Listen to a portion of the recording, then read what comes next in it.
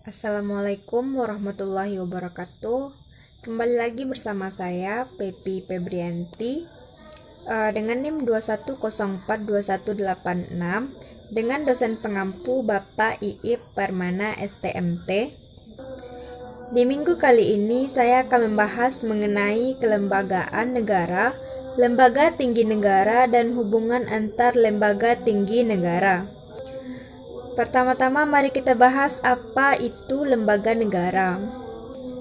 Lembaga negara merupakan institusi-institusi yang dibentuk berdasarkan hukum untuk menjalankan fungsi-fungsi negara, baik fungsi itu secara klasik maupun fungsi secara aktual. Lalu bagaimana dengan teorinya?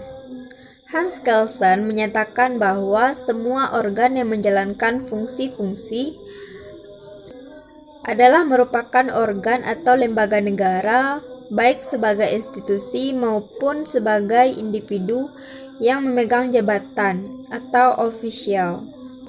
Selanjutnya kita bahas mengenai lembaga negara sebelum dan sesudah amandemen.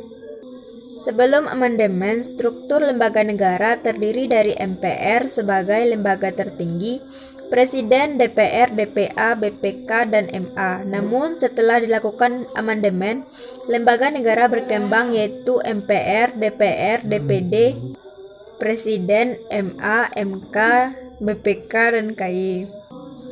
Perbedaannya ada di poin penghapusan istilah lembaga tertinggi, sehingga semua menjadi lembaga tinggi negara. Fungsi lembaga negara yang pertama menciptakan suatu lingkungan yang kondusif, aman, dan harmonis. Yang kedua menjadi badan penghubung antara negara dan rakyatnya. Yang ketiga menjadi sumber inspirator dan aspirator rakyat. Yang keempat, memberantas tindak pidana korupsi, kolusi, maupun nepotisme. Yang kelima, membantu menjalankan roda pemerintahan negara. Fungsi lainnya yaitu legislatif, eksekutif, dan yudikatif.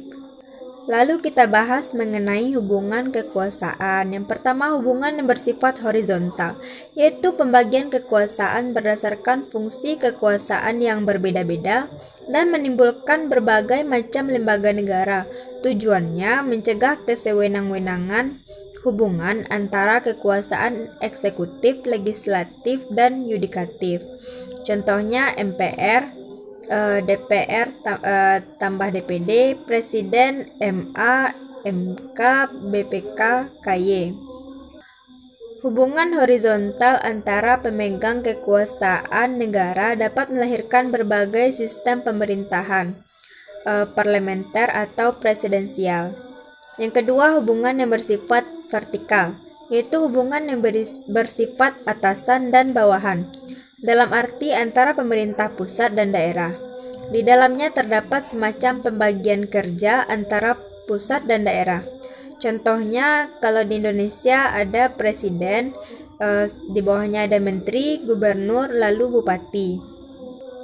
Selanjutnya yaitu hubungan antar lembaga negara. Yang pertama, hubungan antara MPR dengan presiden. MPR sebagai lembaga tertinggi negara mengangkat presiden. Presiden harus menjalankan haluan negara menurut garis-garis besar yang telah ditetapkan oleh MPR. Dengan kata lain, presiden memperoleh mandat dari MPR untuk menjalankan GBHN. Hubungan antara MPR dan DPR. Karena semua anggota DPR adalah anggota MPR, maka DPR merupakan bagian utama dari MPR. DPR wajib menilai dan mengawasi jalannya roda pemerintahan sehari-hari. Ketiga, hubungan antara presiden dan DPR.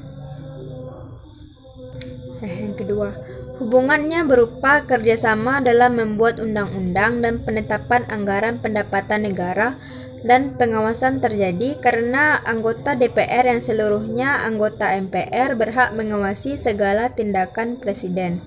Ketiga, hubungan antara presiden dan DPA. DPA wajib memberi jawaban atas pertanyaan presiden. Sebaliknya, DPA berhak mengajukan usul dan saran kepada presiden. Yang keempat, hubungan DPR dan BPK. Hubungannya dititikberatkan pada pertanggungjawaban keuangan negara. BPK bertugas memeriksa keuangan negara, kemudian hasil pemeriksaannya diberitahukan kepada DPR. Dengan demikian, BPK membantu DPR dalam pengawasan keuangan negara. Yang kelima, hubungan Mahkamah Agung dengan lembaga-lembaga lainnya. Yang pertama, berhak memberikan pertimbangan hukum kepada lembaga-lembaga tinggi negara lainnya, baik diminta maupun tidak diminta, seperti memberikan pertimbangan hukum kepada Presiden sehubungan dengan pemberian atau penolakan gerasi. Yang kedua, Mahkamah Agung juga berwenang untuk menyatakan tidak sahnya suatu peraturan atau perundang-undangan yang tingkatnya lebih rendah dan undang-undang seperti PP, Kepres, Inpres, dan lain-lain.